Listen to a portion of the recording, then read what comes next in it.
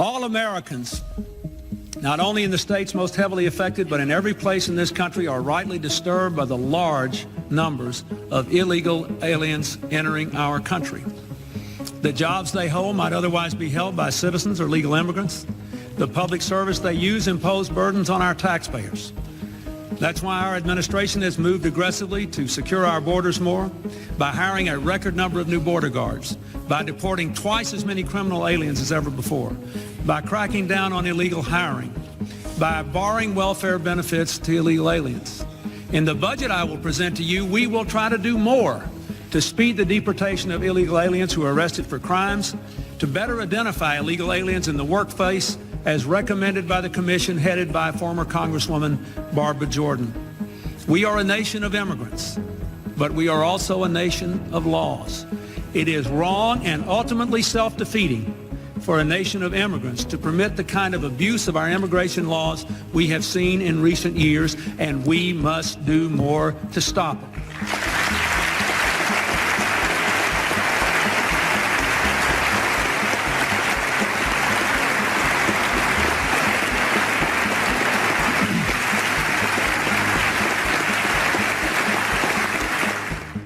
We are a generous and welcoming people here in the United States, but those who enter the country illegally and those who employ them disrespect the rule of law, and they are showing disregard for those who are following the law. We simply cannot allow people to pour into the United States undetected, undocumented, unchecked, and circumventing the line of people who are waiting patiently, diligently, and lawfully to become immigrants in this country. That's the Barack Obama that I'd like to see come into office, but just with a slight twist of not being hyper liberal, you know, talking that kind of talk. That's what I'd like to see. That's what I'd like to see. A lot of people say, you know, the Republican Party has changed, right? A great deal from whatever it once was. You could make the same argument too concerning Democrats. Who you heard first was Bill Clinton, and then second after that was Barack Obama. So there's definitely been a tune switch with the Democratic Party concerning illegal immigration. It used to be a lot tougher on that, but that has since changed drastically and dramatically, as we can all see. So now as we get the stream started, if you can see and hear me clearly, which I believe most of you can, please drop a 1 in the live chat to let me know you can see and hear me clearly. And while I'm waiting for the ones to come in, if you haven't already, please hit the like button. That's the most important thing you can do for me on this channel. What it does is that it helps to make sure that those who are subscribed to the channel will indeed get their notifications, and it also helps to push this video through the YouTube algorithm. Secondly, if you're new to the channel, or maybe you're one of those ghost watchers who never subscribe but always watch my videos, please hit the subscribe button as well as the bell notification next to the subscribe button so you can be notified whenever I release a new video.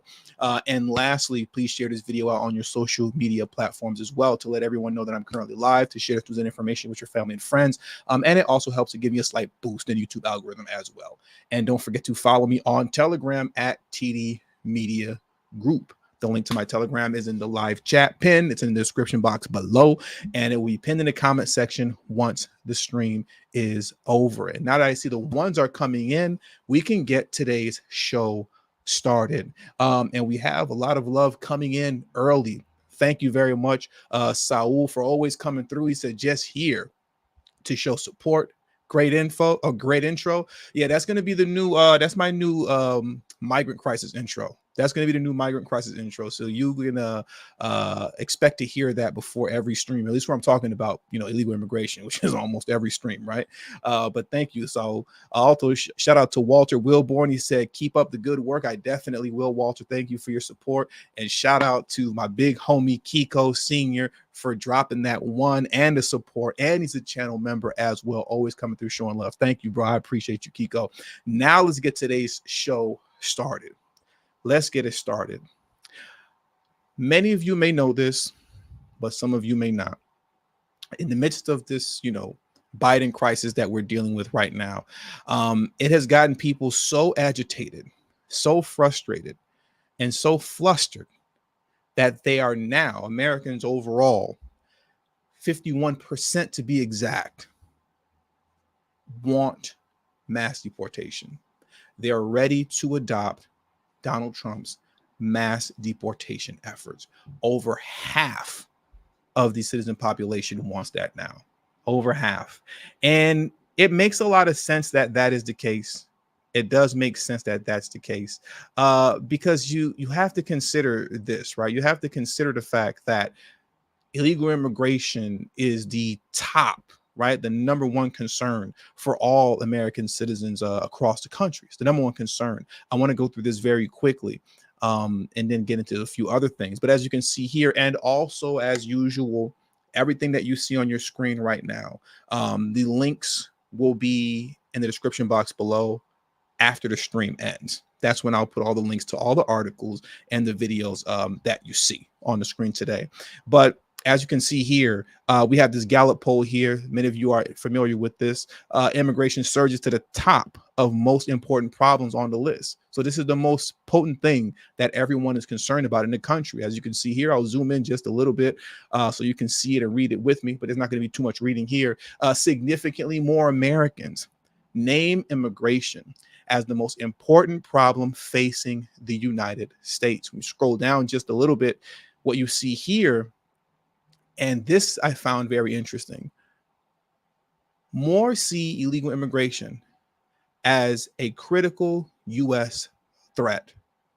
A separate question in the survey finds a record high 55% of adults, up 8 points from last year, saying that large numbers of immigrants entering the United States illegally is a critical threat to the United States' vital interests. The prior high was 50% in 2024. That has now since raised up to 55%. Another thing that should be duly noted as well, considering the fact that we're seeing over half of the American population is willing to accept and is favoring Donald Trump's mass deportation effort, is this, right? I found this very fascinating. Let's take a look at this. What I'm going to show you right now is a piece of data, right? Some data points right here. And what this is that you're getting ready to look at is you're going to see the job approval rating of every president up until this point in their tenure, right? Where their approval rating was leading up to the election, which was within that same year. Okay. And this is every president since 1948 that we're going to go through right now. Right. Look at this. This is unbelievable what I'm getting ready to show you as it pertains to how much people despise Joe Biden and how horrible of a job he's doing. Right. Metric overview. This indicator shows the percentage of Americans approving of the incumbent president's job performance. Why this matters: job approval ratings close to election day are highly predictive of whether incumbent presidents are re-elected. Now let's take a look at this here. And once again, I know I'm beating a dead horse, like the third time I'm saying this, right? What you're getting ready to look at is where every president ranked as it pertains to their job approval rating prior to running for re-election that same year. And this is every president since 1948. So currently as it stands, Joe Biden's job approval rating is 41%. In 2020, Trump's approval rating was 47% at the same time. In 2012, Obama's was 45%. In 2004, George W. Bush's approval rating was 55%. In 96, Clinton's approval rating was 47%. In 92, George H.W. Bush's approval rating was 46%.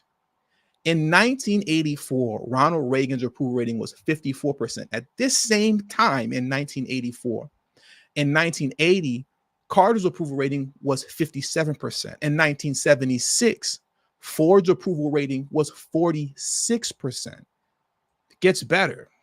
In 1972, Nixon's approval rating was 49%. In 1964, Johnson's approval rating was 77%. In 1956, Eisenhower's approval rating was 77%. And in 1948, what is that? Harry S. Truman? Harry Truman's approval rating in 1948 was 53%. 53% at this time in 1948. 53%.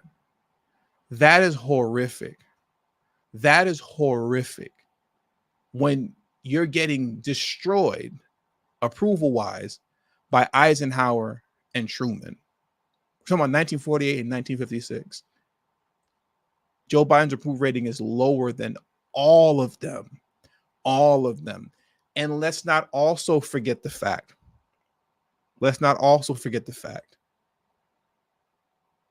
That Kamala Harris received the worst vice presidential rating in NBC News polls history. According to a new NBC News poll, and many of you remember this, we talked about this a while ago, only 32% of registered voters have a positive view of Harris compared to 49% with a negative view, including 39% with a very negative view. This leaves Harris with a net negative 17 rating, which NBC News noted is the lowest of any vice president in the poll's history. How is it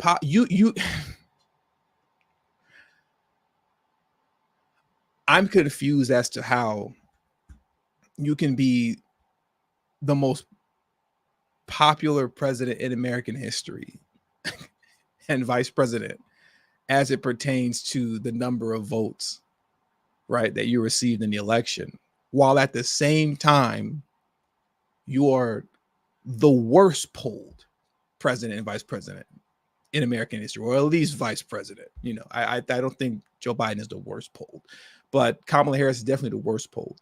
But the point is, and as you can see right now, to not be so harsh, these guys suck. They suck. They're not good. Nobody likes them. And what's interesting is that no one ever liked them, right? In the video that I released earlier this morning or this afternoon in my today's news segment, I made a reference to an article that was in Politico. And I linked the article, but I didn't read it. But I linked it. And in that article, they discuss how Joe Biden's approval ratings are so low because he was never popular. No one ever actually liked him, right? If I'm not mistaken, Joe Biden ran for president twice, if I'm not mistaken. I know he did one time for sure. I think he ran against Barack Obama in 2008, I believe. But I think he ran twice and failed miserably both times. Failed miserably, went nowhere both times. Kamala Harris's presidential campaign completely imploded and collapsed before it could even get started. It was a complete mess before it could even get started. Yet somehow, some way, these two were able to join forces. These two failures, right? As it pertains to running for president, these two failures were able to join forces and attain the highest voter turnout in American history, yet at the same time be the most loathed and hated president and vice president team in American history to a degree. Something just doesn't add up there. Something just doesn't add up there. And once again, it makes sense as to why now here we are in the midst of this migrant crisis that was created by Joe Biden, you take everything that I just said, it makes a lot more sense now when you start seeing polls like what the CNN polls showed today, right? Where essentially it showed that Trump is crushing Biden. He's crushing him. And it's most likely only going to get worse. I don't foresee it getting better, right? And it also speaks to now why we're seeing more Americans are in support of Trump's mass deportation effort that he's promising he's going to do if he wins the election. Now, what I want to do is I want to pull up a video for you guys very quickly. I should have had it up on the screen. I'm actually very irritated that it's not, or I should say here in the background, but I'm going to pull it up for you right now. And I just want to watch this. I want us to watch this quick NBC Montana news clip concerning the fact that 51% of American citizens are now in favor of mass deportation. They're in favor of mass deportation. So I'm going to pull this up for you guys right now. There are 324 of you in the stream. If you haven't already, please hit the like button because that is extremely important to the growth of this channel. And let's get into this video right here. Fallout from the crisis. Let me rewind it back just a little bit. Tonight, new fallout from the crisis at the southern border. It's prompting some Democratic lawmakers to call on President Biden to do more, and a change of heart from many Americans on how to respond. Here's national correspondent Christine Frizzao.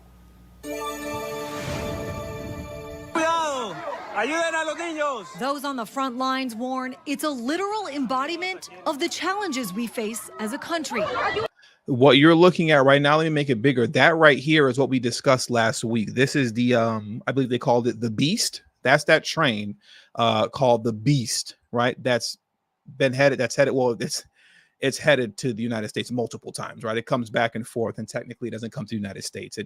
People get off at Juarez, Mexico, and make their way up here. But that train that everybody hops on, that's known as the Beast that I discussed last week, this is it right here. Let me blow this up and rewind it back just a little bit so you can see it again. And also, once again, after the stream is over, all the links will be in the comment section, in the description box below, so you can watch this stuff without my commentary and without my logo in the middle of the video.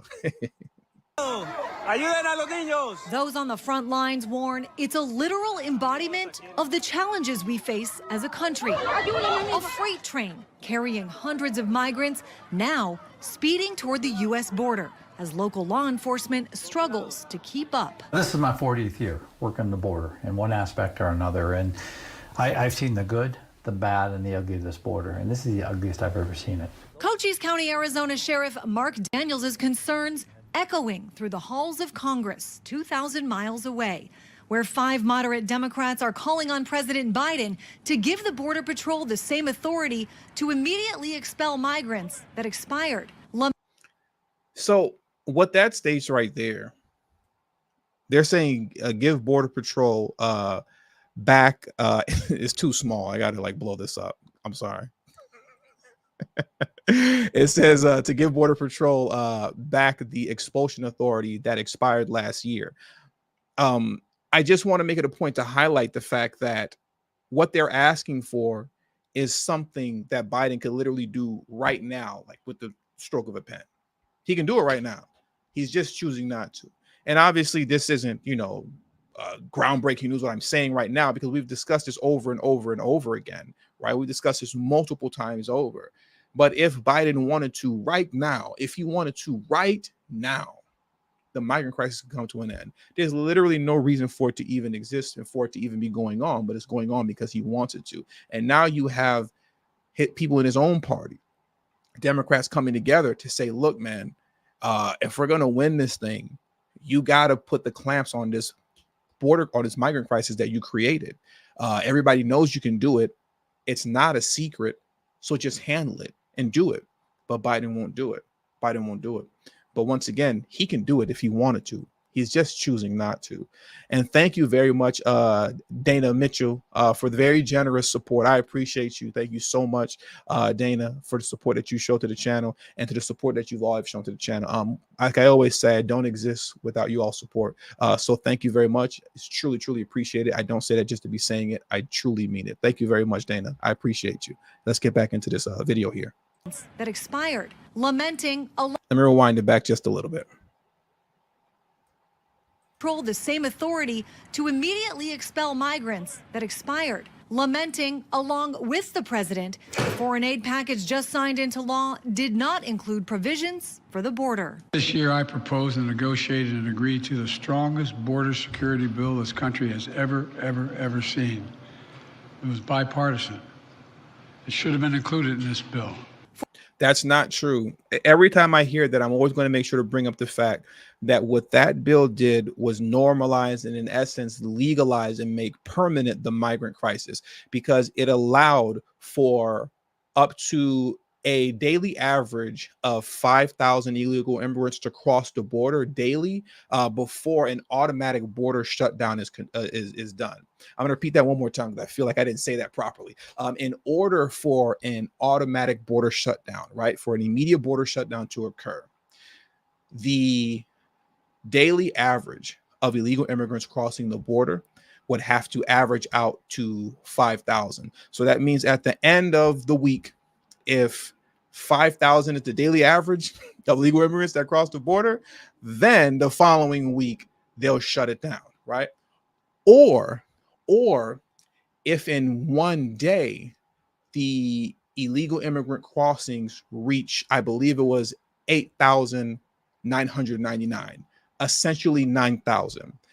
If we were to have 9,000 illegal immigrants crossing the border in one single day, then that would call for an immediate shutdown of the border.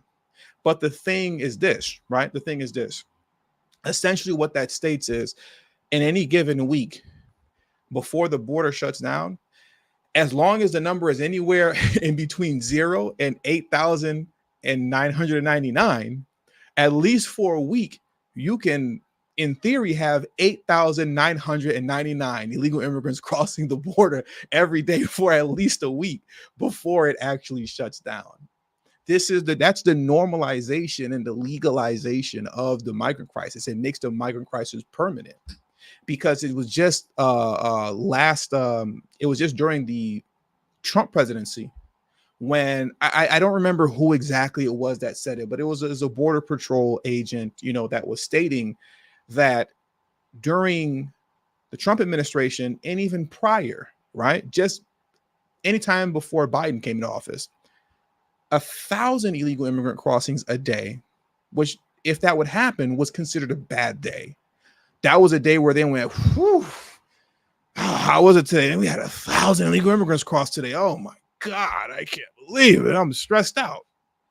Now, if you all remember, as of December of last year, we were averaging, and we topped out. That was the max. I haven't looked at the numbers since then, but back in December, we were averaging 9,000 illegal immigrants crossing the border a day for a whole month. 9,000. And essentially that bill, which is supposedly, which it is not, the most strictest conservative immigration bill ever, just simply isn't. That simply is not true, when what comes with that bill is the legalization of the migrant crisis, in which it permanently exists now. And on top of that, before I carry on, if I remember correctly, the Speaker of the House stated as well that there was a loophole in that same bill where, if the president so pleases, he can override the automatic shutdown. So if that 5,000 illegal immigrant crossing a month occurred for a week straight, to which that was the daily average, and that shut the border down, or if that 9,000 mark was reached in one day and the border immediately shut down, the president has the authority to say, nah, we're not shutting it down. Open it back up. So that's BS when they're talking about it was the strongest, most conservative border bill ever. That's garbage. That's garbage, to say the very least. Let's carry on. Former Maryland Governor Larry Hogan just back from the border in McAllen, Texas, begging Congress as a whole to stop ignoring the crisis. The Republican candidate for Senate writing in the Washington Times, this is a national security threat that leaders in both parties have failed to take seriously. San Diego, California has just become a new epicenter. Oh my God, look at this. Let me blow it up. Let me blow this up for you. This is crazy. San Diego, California has just become a new epicenter, with migrants sometimes arriving on the beach while kids are playing. 22 people jumping off. It looked like a military exercise. San Diego City leader. That is insane. That is insane. They pulled up on a speedboat. Look how they just pulled up on the beach. Imagine you and your family playing on the beach in San Diego, and you see Diego, this. California has They just pull up on you like this. just become a new epicenter, with migrants sometimes arriving on the beach while kids are playing. 22 people jumping off. It looked like a military exercise. San Diego. That's crazy. It did look like a military exercise. That's out of control. I wonder what would happen if like a group of us got on a boat and did that and washed up on like a Russian beach on the Russian shores. I wonder what would happen to us. I wonder what would happen to us if a group of us got on a boat and we did that same thing, but like just rushed the China border. I wonder what would happen to us.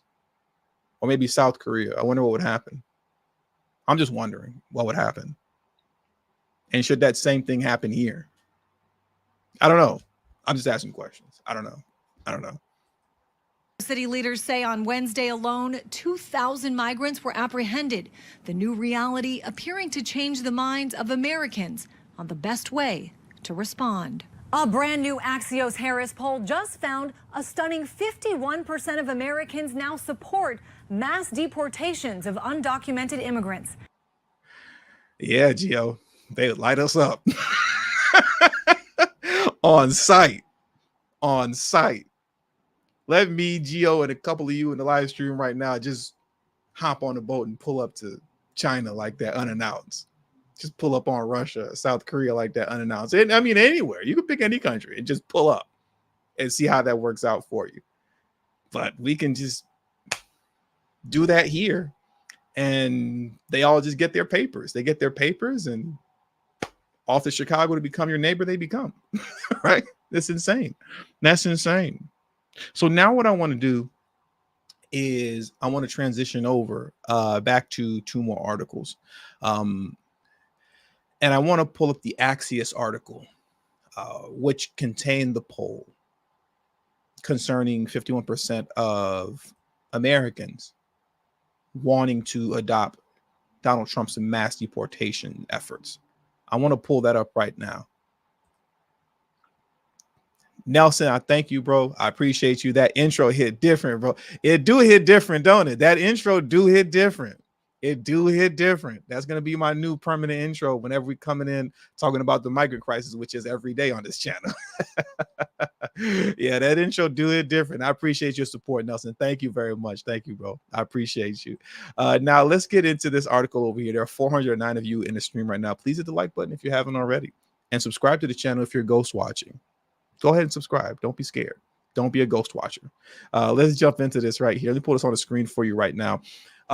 This is the Axios poll that everyone is making reference to when they discuss this news and information concerning how 51% of Americans are now ready and willing to adopt Donald Trump's mass deportation efforts. Let me zoom in a little bit. Let's zoom in here. Okay, exclusive poll. America warms up to mass deportations. And as you can see here, a general public 51%, right? Now, we don't have to go through all of this white, Latino, black, Republican, independent, whatever. That's irrelevant because at the end of the day, it's 51%, that want this, right? But, excuse me, it goes to read as such. Half of Americans, including 42% of Democrats, 42% of Democrats, that's almost half of Democrats, half of Americans, including 42% of Democrats, say they support mass deportations of undocumented immigrants, according to a new Axios Vibe survey by the Harris poll.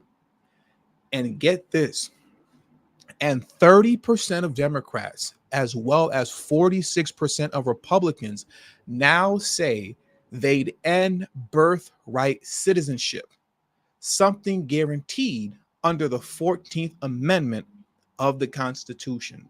For those of you who don't know what birthright citizenship is, or maybe you're brain farting and you're like, I heard that before. What is that?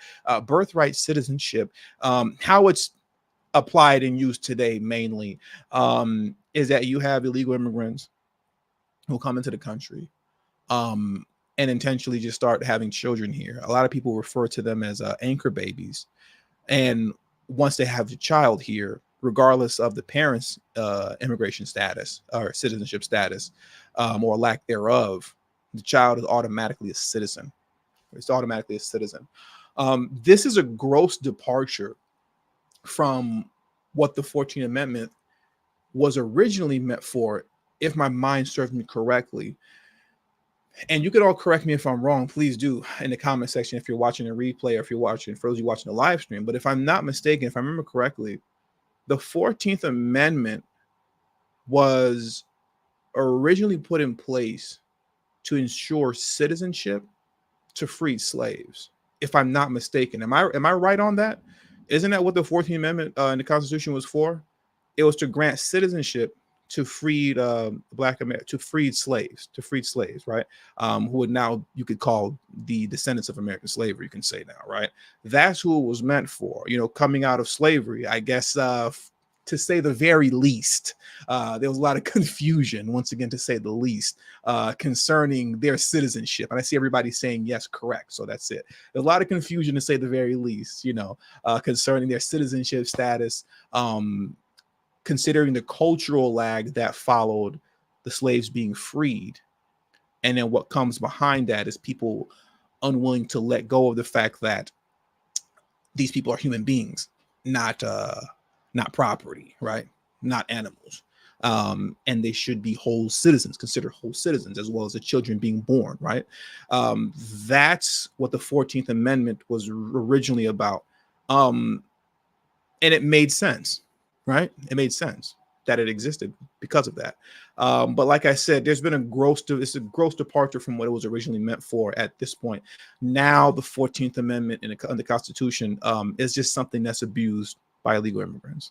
It's just something that's abused by illegal immigrants. To come into the country illegally and have children, many children, some of them, just to be able to plead their case for why they should be able to stay into the country, because then the argument becomes, well, I laid down my roots here in this country. I have, 2-3 children here. You can't take me away from my children and send me back to whatever country I came from, but then my children are still here. You can't do this, right? So it's a point of strategy for illegal immigrants to participate. Once again, it's a gross departure from what the 14th Amendment of the Constitution was originally implemented for. The abuse of it is rather disgusting. Honestly, it's very disgusting. Let's carry on. Why it matters. Americans are open to former President Trump's harshest immigration plans. It's not harsh. His immigration plans aren't harsh. Spurred on by a record surge of illegal border crossings and a relentless messaging war waged by Republicans. Oh, Axios is overdoing it now. You're overdoing it, Axios. You're overdoing it. President Biden is keenly aware the crisis threatens his reelection, and it does. As I've said numerous times over, I believe the migrant crisis is going to be Biden's Achilles heel. He's going to lose because of that, in my opinion. He's sought to flip the script by accusing Trump of sabotaging Congress's most conservative bipartisan immigration bill in decades. That's not true. We already discussed why it was not the most conservative bipartisan bill in decades. That just simply isn't true. But when it comes to blame, Biden so far has failed to shift the narrative. I found this completely ridiculous. Look at this. 32% of respondents say his administration is most responsible for the crisis. I'm going to zoom in a little bit more. How can only 32%? Only 32% is ridiculous. Only 32% say that his administration is the most responsible. It should be, obviously, there's always going to be sympathizers for, Sleepy Joe, right? So granted the sympathizers, that number should be at least 95%. 95% of respondents should be saying that he is the most responsible, because if he's not the most responsible, then who is? That just doesn't make sense that number is that low. That's completely insane to me. But It is what it is. Outranking any other political structural factor. So I want to read that part again. 32% of respondents say his administration is most responsible for the crisis, outranking any other political or structural factors. I think there's something else that I wanted to touch on here. Yes, here we go.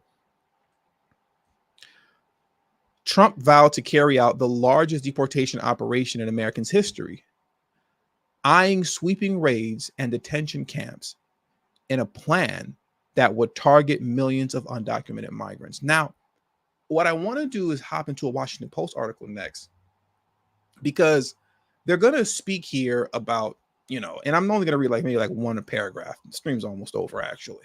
But they're going to speak a little bit more on, the fact that Americans are willing to adopt Donald Trump's so-called harsh deportation efforts.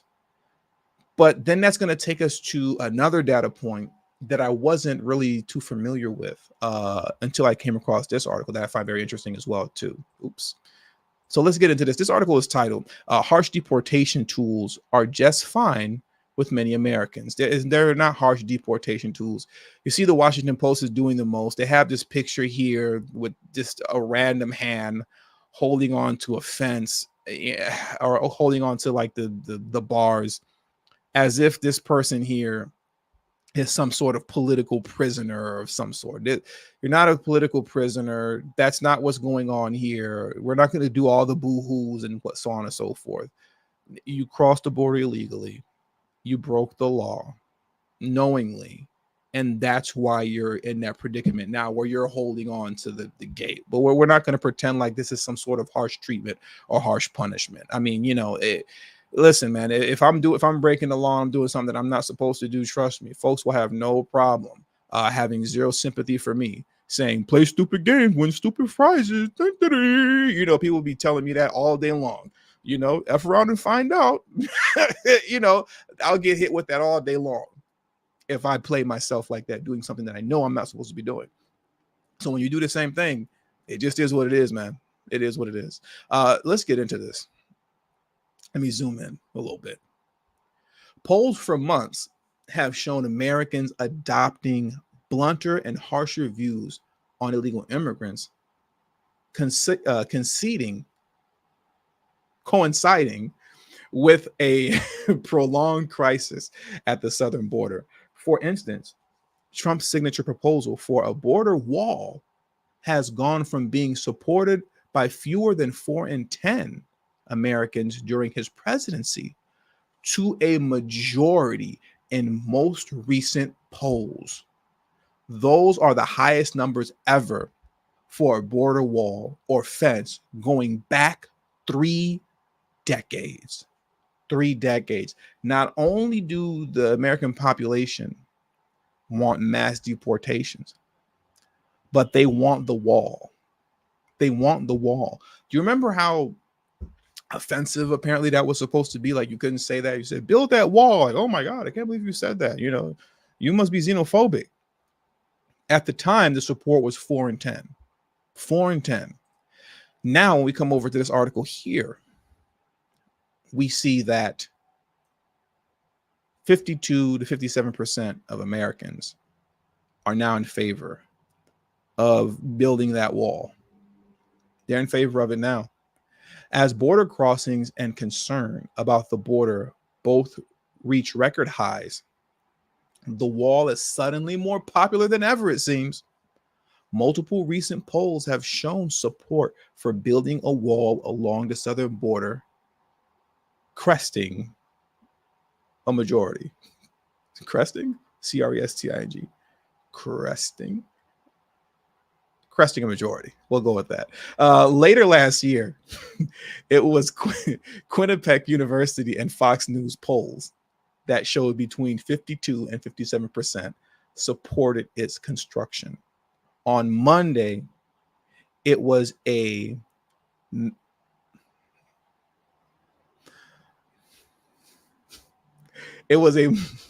Monmouth University. Jesus Christ. I'm glad the stream is about to come to an end. I know I'm saying that wrong.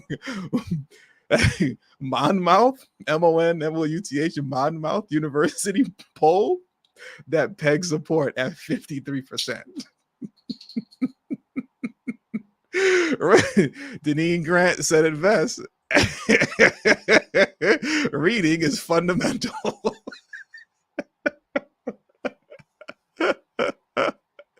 But the point is, is that now, anywhere between 53 and 57% of Americans, they want that wall.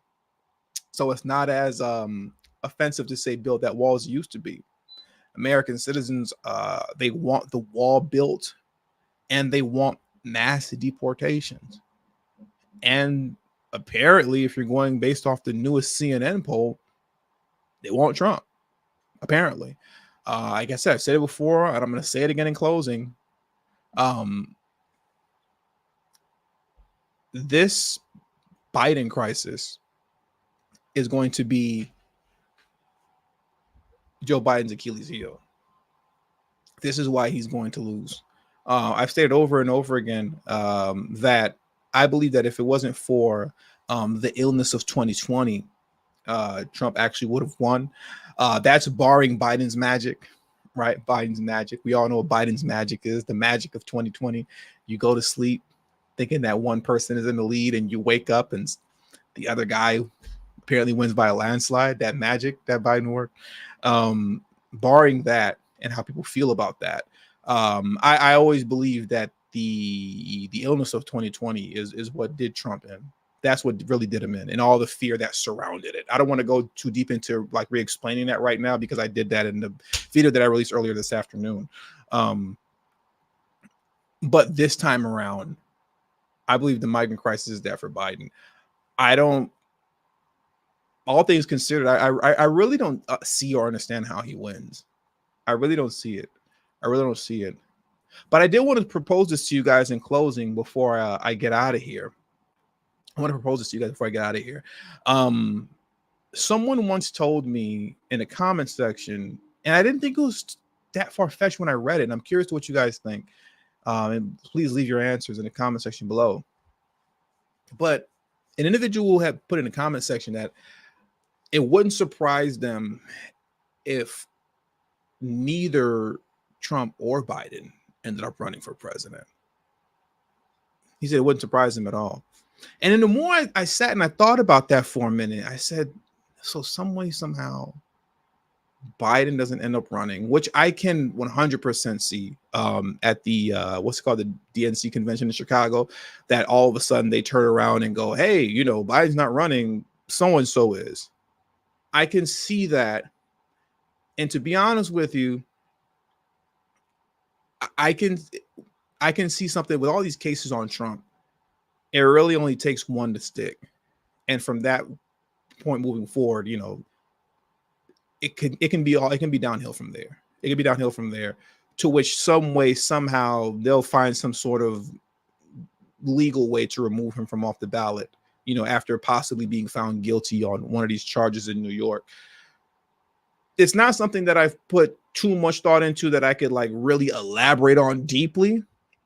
But just thinking about it, when you're looking at just the world and the country, I should just say, and how everything has played out so far, the craziness of everything that's been going on so far throughout the Biden presidency, and then leading up throughout this election cycle, with all the hoops and hurdles that Trump has had to overcome, and then with just the age issue and health issue that Biden has to overcome, I can definitely see a strange scenario in which some way, somehow, neither of them are running.